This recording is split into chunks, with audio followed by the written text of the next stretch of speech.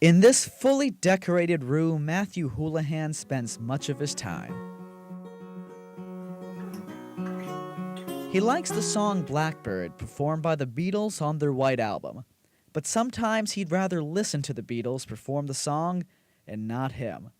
So he'll put the song on, not on his computer, not from a CD, but on his record player.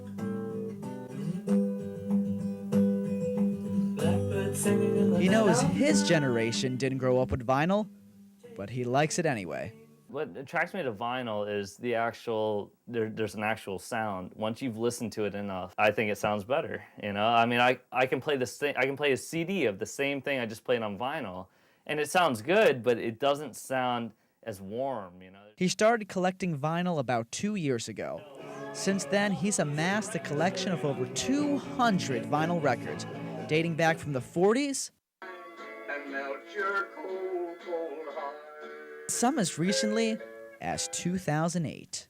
What's cool is a lot of bands these days, they're enthusiasts of vinyl too, so they'll put their stuff out on vinyl, Radiohead being one of them. This is their latest album from 2008. You can hear this in rainbows on an old-time player. It's kind of cool.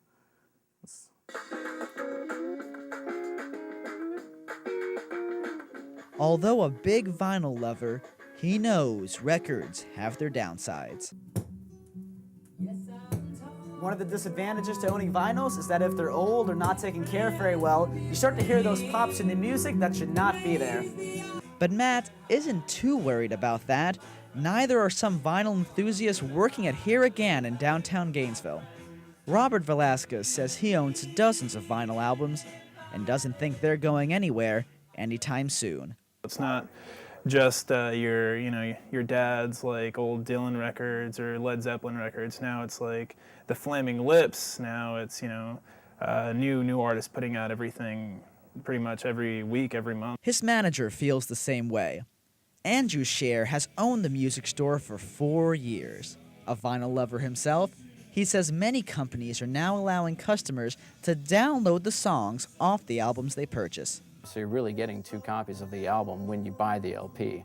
He's confident vinyl is making a comeback, but even if not, he still thinks it's the best musical sound you can get right now. And as for Matt, he may not be able to tell you exactly why the sound of a record is better than a CD or digital download, but he insists he knows.